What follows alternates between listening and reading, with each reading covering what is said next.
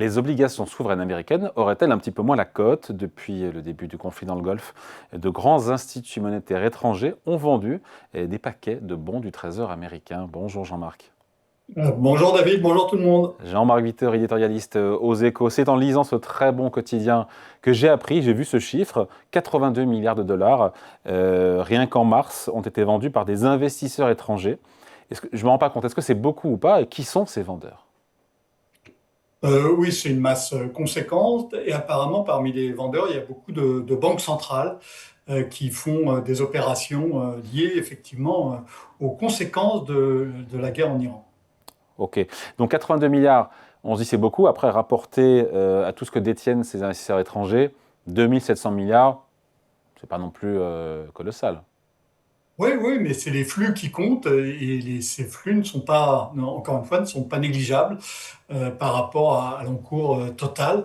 Si vous multipliez ça par le nombre de mois dans une année, vous arrivez à 1000 milliards.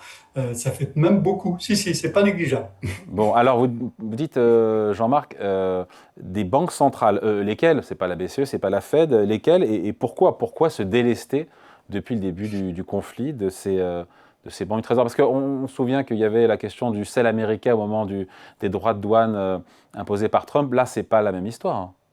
Non, non, là c'est une autre histoire. Ce qui se passe, c'est qu'il y a un certain nombre de banques centrales, notamment de pays émergents, qui ne veulent pas que leur monnaie se déprécie trop. Parce que si leur monnaie se déprécie trop, ça veut dire qu'ils vont payer le pétrole, qui est souvent libellé en dollars, encore plus cher.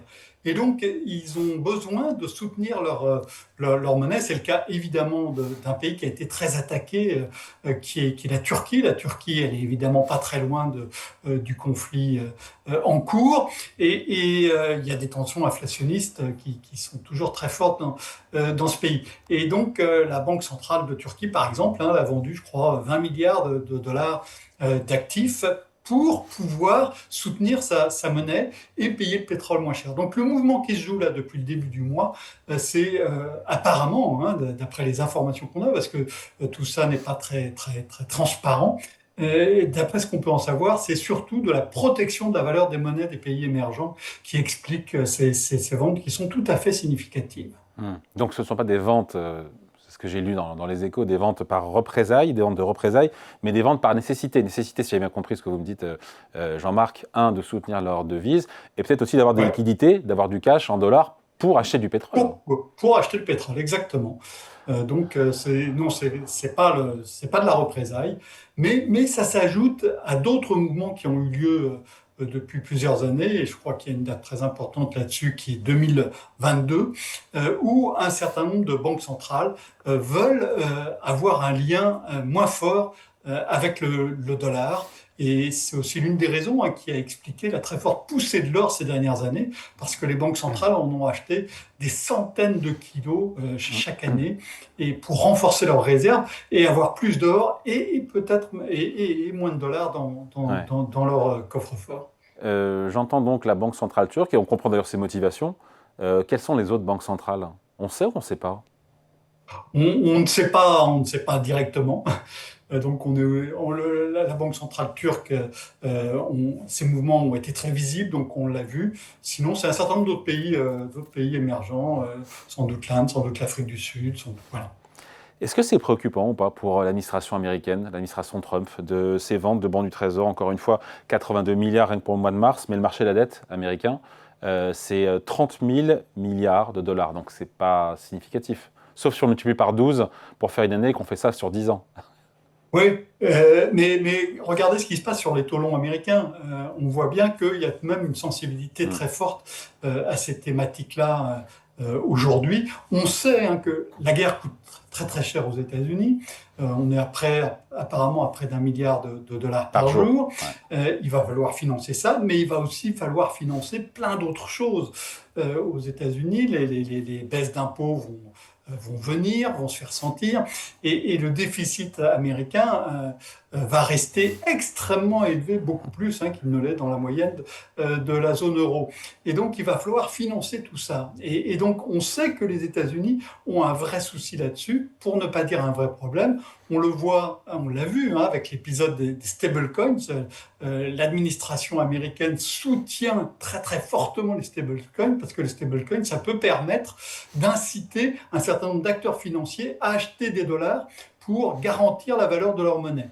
Et donc, il y a une très forte incitation là-dessus. On voit bien que l'administration américaine, le Trésor évidemment en particulier, cherche tous les moyens possibles d'assurer le financement à un coût qui est relativement raisonnable de la dette publique américaine. Et donc, évidemment, s'il y a des ventes, même si c'est marginal par rapport à un stock absolument colossal, ça va dans le mauvais sens. Et encore une fois, ça s'additionne à d'autres mesures qu'avaient prises les banques centrales pour d'autres raisons là, ces dernières années.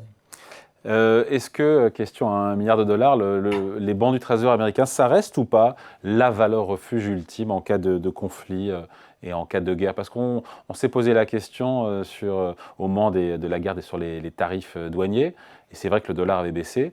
J'ai l'impression qu'avec le retour malheureusement du conflit au Moyen-Orient, le dollar et les bons du Trésor américain restent comme une valeur refuge, non?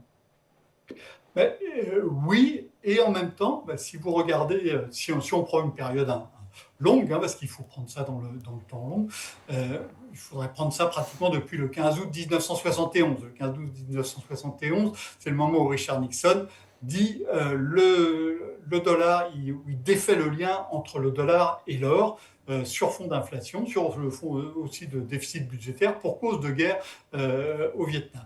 Donc, depuis 50 ans, on a quelque chose qui est plus fragile qu'il ne l'était auparavant.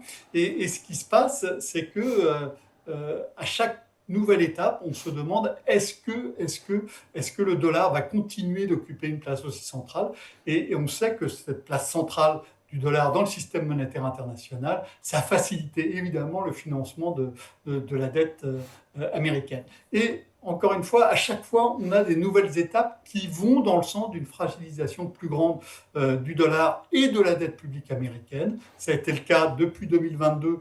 Je reviens sur cet épisode parce que c'est très important. Les États-Unis et l'Europe décident de bloquer les avoirs de la Banque centrale russe. Et donc, à ce moment-là, il y a beaucoup de pays qui se disent « Oh là là, on peut se faire bloquer les avoirs de notre Banque centrale. Et donc, il faut qu'on ait des actifs qui puissent résister à ce genre d'opération. Et donc, moins de dollars. » Et c'est depuis ce moment-là que les banques centrales achètent, des pays émergents notamment, achètent massivement de l'or. Et donc, là, on met encore une nouvelle couche qui fragilise la confiance et dans le dollar et dans la dette publique américaine. Allez, merci beaucoup. Explication, point de vue signé Jean-Marc Vittori, éditorialiste aux Échos. Merci Jean-Marc et bonne journée. Merci.